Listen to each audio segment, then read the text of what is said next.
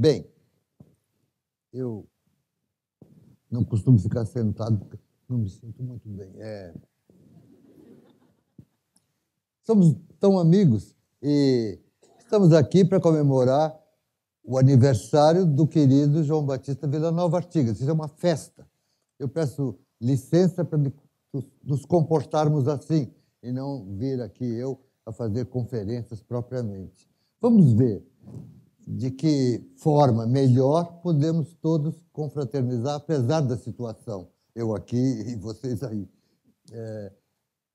Entretanto, eu não deixei de pensar, e sabe, ainda mais vendo a provocação do Julinho na minha frente, o que me ocorreu, Julinho, para inaugurar ou para aparecer aqui assim, dessa maneira, que eu de fato não esperava, e cuja única condição de estar aqui vem mesmo do Artigas, de ter me convidado, imagina eu, na ocasião, para ser seu assessor, assistente, na expansão que estava havendo e reestruturação do ensino de arquitetura na Universidade de São Paulo naquela época. Eu jamais podia esperar, e deu no que deu, estou eu aqui. Muito bem.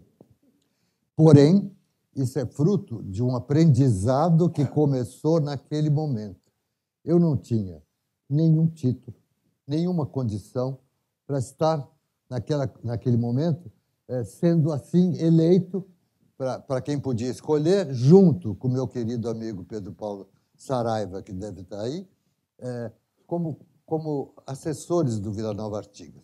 E, nesse momento, inaugurou-se, para mim, um novo curso de arquitetura, porque o mundo abriu-se na minha frente de uma maneira muito mais ampla do que aquela primeira pequena fresta, como agora eu estava ali atrás, e não podia... Muito bem. Eu peço que vocês me perdoem, eu vou fazer força para não ficar fazendo imagens. Mas, entretanto, pensando que devia vir aqui vê-los e para comemorar essa festa de aniversário, me surgiu uma imagem que eu vou contar. Há um quadro do Quattrocento que sempre me impressionou muito e muito comentado por vários estudiosos, inclusive da passagem da Idade Média para o Renascimento, coisas do tipo, que é do Quattrocento, de Giacomo di Cosimo, se não me engano. Esse quadro é amplo e de ampla configuração, quanto possa ser o seguinte cenário. Em primeiro plano, há dois velhinhos sentados no chão, conversando. Porém, um deles, dá para notar que tem um defeito na perna, a perna estropiada. E faz ver com clareza que é aquele que foi jogado do paraíso como um transgressor, porque tinha invadido o domínio do fogo, etc., e Deus jogou-o lá de cima para baixo e ele quebrou a perna. E estão conversando os dois velhinhos em torno de uma fogueira. O outro velhinho é Eolo, o deus do vento, e ele o deus do fogo. Que juntos, o vento e o fogo, fazem a forja soprada. E, no fundo, há um cavalo que, uma vez ferrado com o calor da forja, tornou-se uma máquina e uma casinha e começa todo o processo industrial. É um quadro maravilhoso sobre a ideia de o saber humano desenvolvido e cultivado por nós mesmos a ponto de transformar a natureza. E aí me ocorreu a seguinte imagem. Na festa de aniversário do nosso querido João Batista Villanova Artigas, deve-se trazer um bolo com 100 velas e pedir que ele sopre. E, em vez de apagar, eis que se inaugura uma grande fogueira, que é o curso de arquitetura da Faculdade de Arquitetura e Urbanismo, onde surgiu essa imagem. Porque Artigas era, antes de mais nada, esse indivíduo, um professor, não porque assim formado, mas porque ele decidiu energicamente acompanhar esse desiderato nosso de, formada consciência, dizer para o outro. Essa concomitância que talvez seja a razão da nossa existência, de formação da consciência e da linguagem. Aquilo que eu sei, eu tenho que avisar o outro. E de uma forma cultivada por ele, talvez por razão da sua formação, inclusive de caráter filosófico, fazendo com que você mesmo, enquanto capacidade de professor, fundamentalmente, capacidade de seduzir, uma característica dessa capacidade de seduzir era fazer com que você mesmo tornasse participante desse processo. Ele não dizia o que você devia saber, mas ouvia você e comentava com você: isso que você está dizendo, será que também não podia? Fazia você ver ou cogitar de novos modos daquilo que você, entretanto, já saberia, digamos. E você passava a ser participante. Me ocorre também a seguinte imagem das coisas poucas que eu sei diante disso, ligada à ideia de pedagogia, do famoso Makarenko, da Revolução Soviética, que foi um educador que fundou uma estrutura pedagógica muito mais poderosa, muito mais interessante que as mais usuais na civilização dita por nós ocidental cristã, etc. Revolucionária, durante a Revolução, assim que, depois daquela guerra horrível, diante da qual justamente a revolução do povo russo soviética se opôs e cessou a guerra, e entre outros efeitos dessa revolução, dos famosos 10 dias que mudaram o mundo, surge a questão do abandono da juventude em todo o território. E esse Makarenko, enfrentando essa situação, e com isso inaugurou essa nova pedagogia, chamada mesmo um poema pedagógico, que era chegar no lugar, procurar alguns mais capazes, talvez os mais idosos, mais velhos, mais experientes, jovens, ensiná-los, deixá-los ensinando aos outros e ir para diante.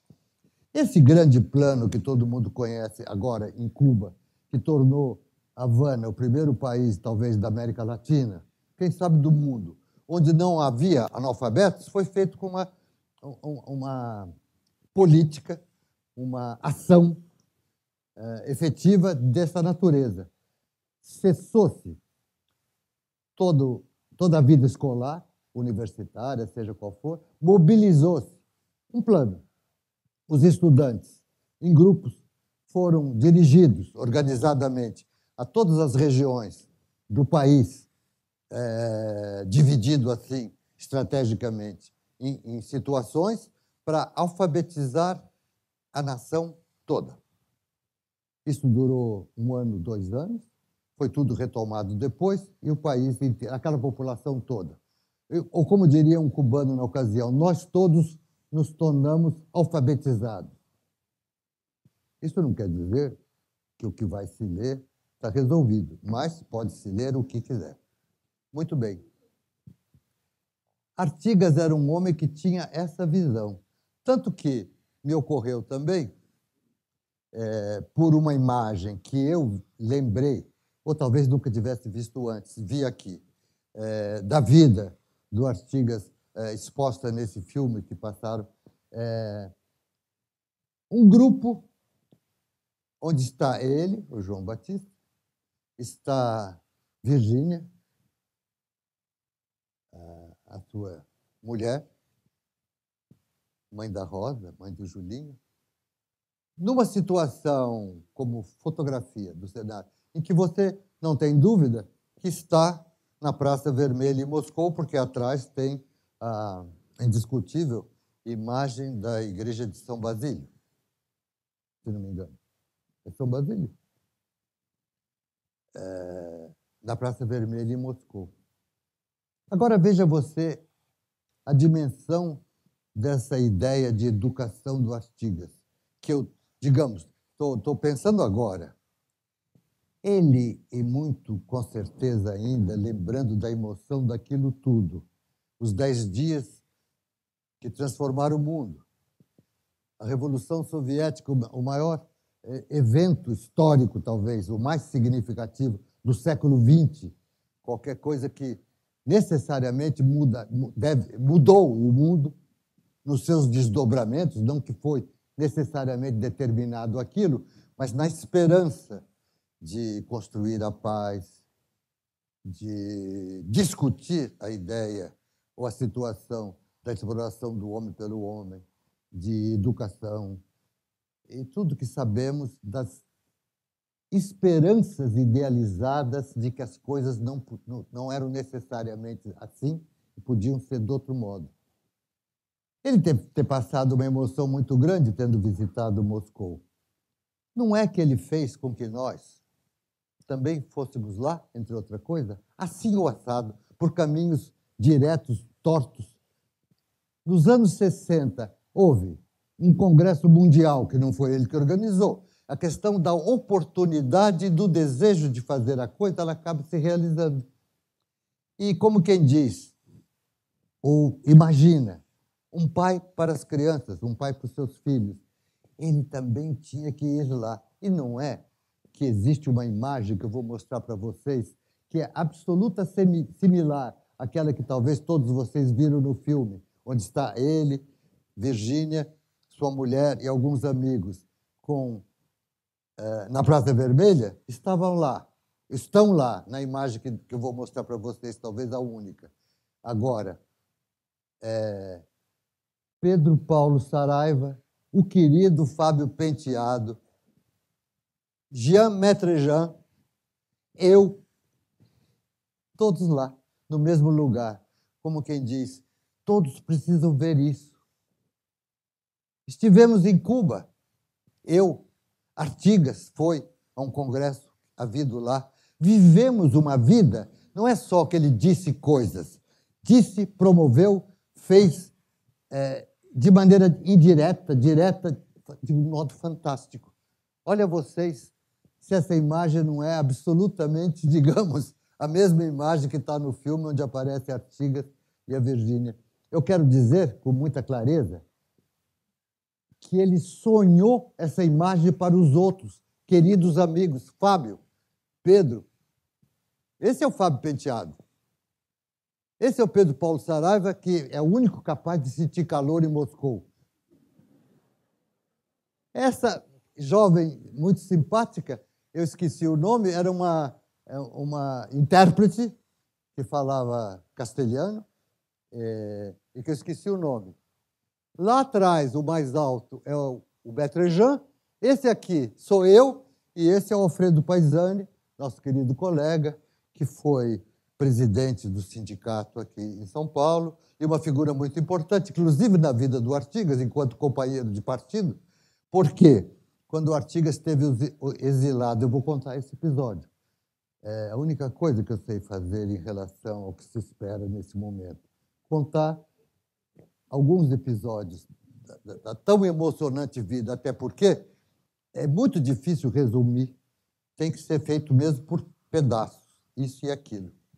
E estivemos nesse Congresso Mundial da Paz por organização de estruturas ligadas à esquerda, ao partido, etc. Não foi uma coisa para nós, evidentemente. Congresso Mundial da Paz, havia representação de 170, eu me lembro desse número, não sei porquê, países. Houve em Cuba um evento muito extraordinário, porque a União Internacional dos Arquitetos, em cada reunião internacional, entre outras coisas, decide em plenário onde será, enquanto recinto, país, o próximo congresso. E decidiram que o próximo seria em Cuba e fizeram. Porém, Cuba, para variar, fez com que, concomitantemente, houvesse um congresso internacional também dos estudantes de arquitetura. Uma coisa extraordinária. Tão extraordinária quanto possa ser, por exemplo, o pequeno detalhe, ou um dos episódios dessa parte do encontro de estudantes, não sei, todos sabem disso, estou repetindo, não sei. A Rússia pôs um navio que desceu o Pacífico pela costa Peru, Equador,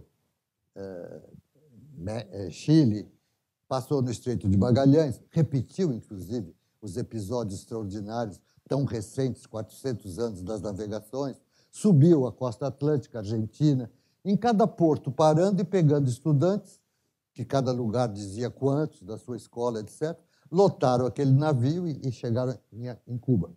Só no Brasil pararam no Recife, em Salvador, para vocês terem uma ideia. E dentro da Faculdade de Arquitetura, eu já auxiliar de ensino do Artigas, na condição de assistente do Artigas, fui designado para ser o representante da FAO. Para falar a verdade, ninguém queria ir. Todo mundo tirou o corpo. Porque já estava em vésperas do golpe militar. Era 62, 63, as coisas já estavam... 63.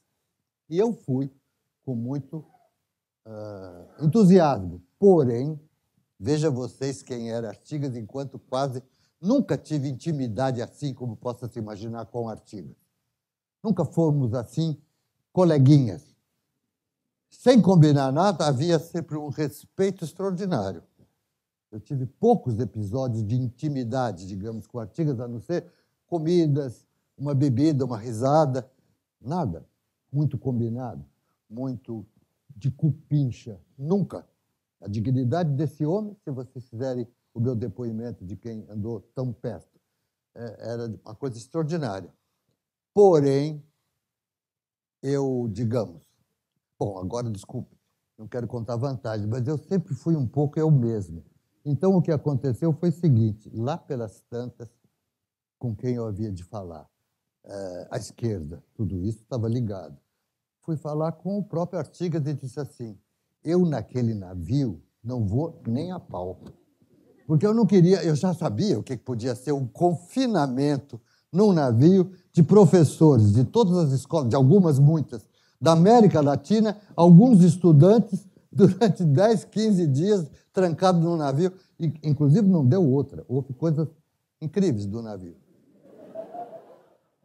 E Artigas disse para mim assim, muito bem, você não vai deixar de ir, claro que você tem que ir, eu quero que você vá. Nós damos um jeito. E eu fui de avião, como alguns foram, inclusive o Artigas, outros, só aquela patota de professor e aluna que foram. Os que iam, de fato, para o Congresso da União Internacional de Arquitetos não estavam nessa de estudante e professor. E eu fui de avião, etc.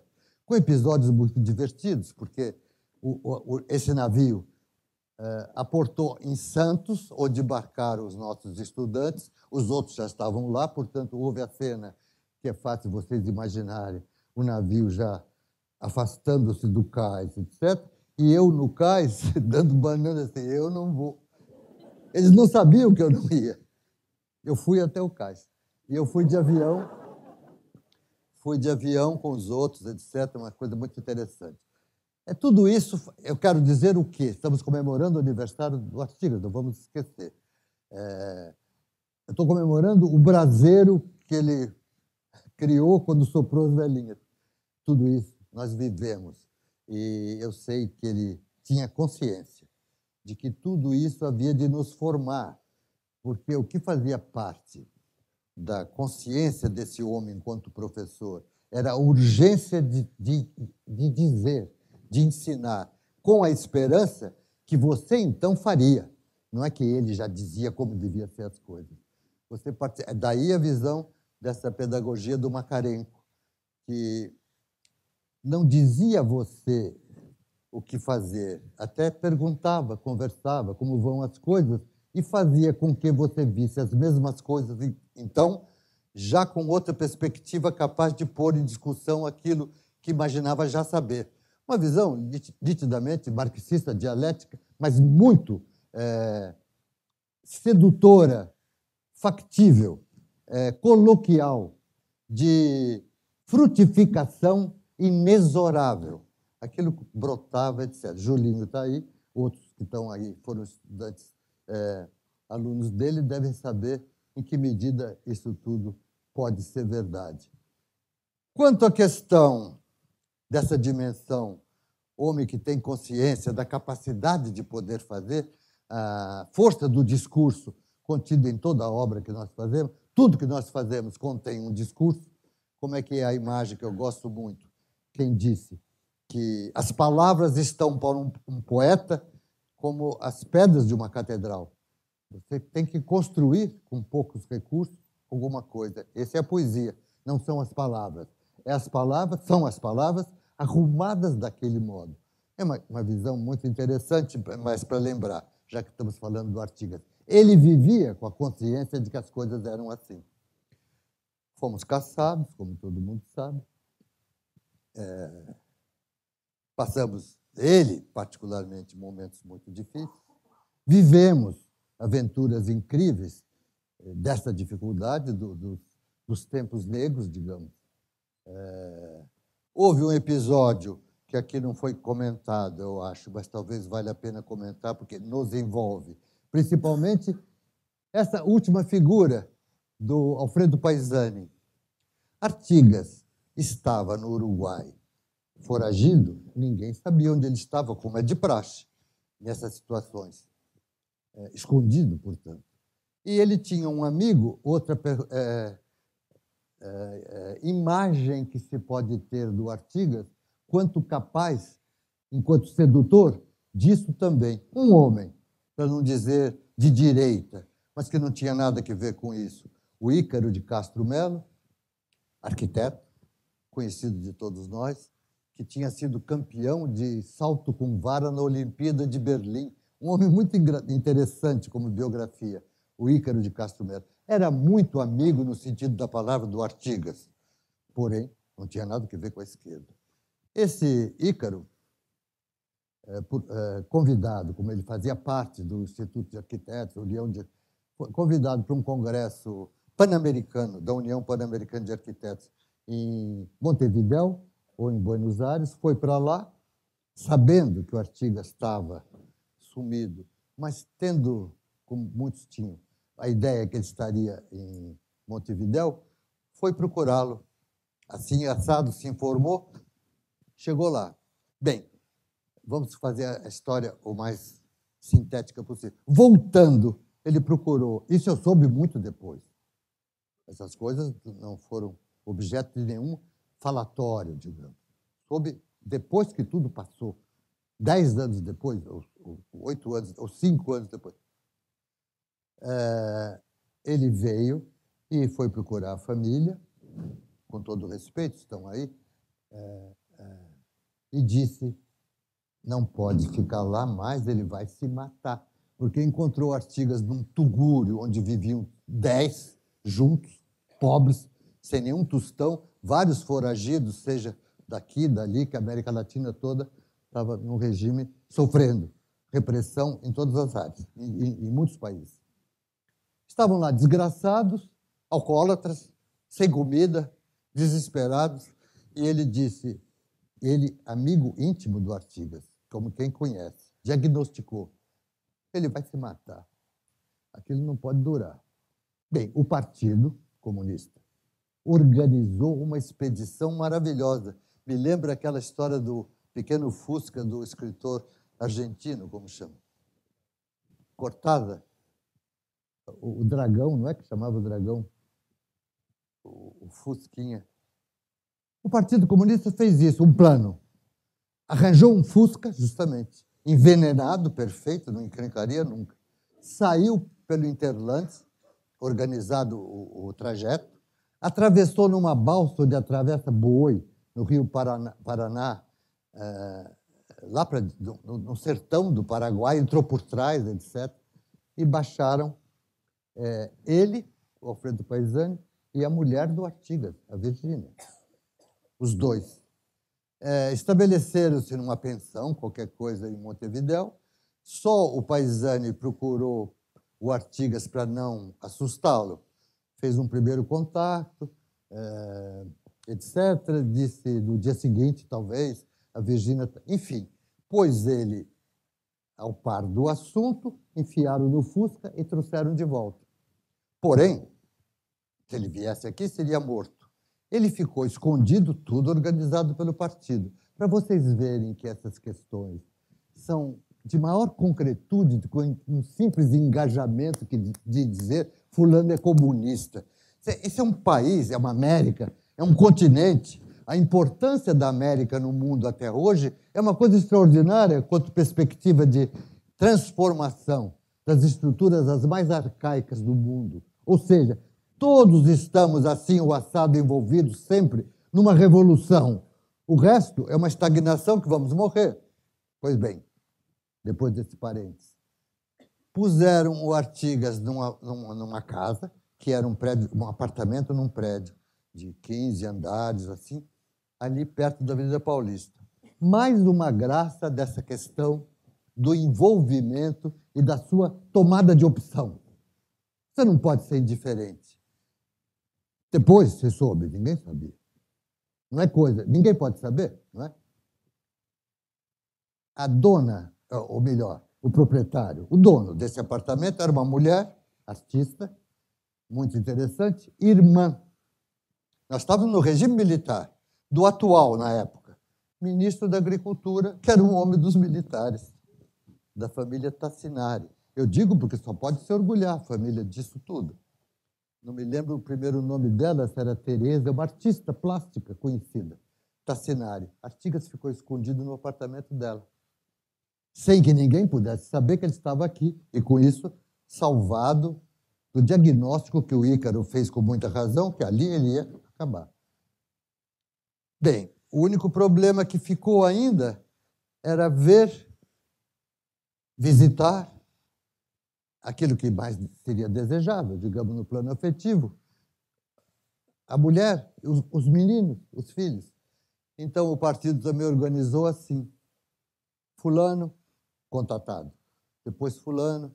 Você esvaziava a sua casa, mandava a família para a casa da sogra, fosse o que fosse. Fazia o que achava que devia fazer mais, como se fosse a festa de hoje. Na geladeira, as coisas mais deliciosas que puder. A família tomava um táxi, ia para lá, recebia o endereço.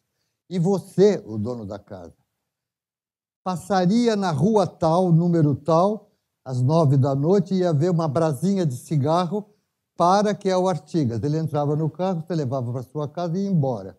Às 3 da manhã, você ia buscar o Artigas, porque a família já tinha saído. Eles passavam a noite na sua casa e se viam, e assim foi feito aqui, na minha casa 2 vezes.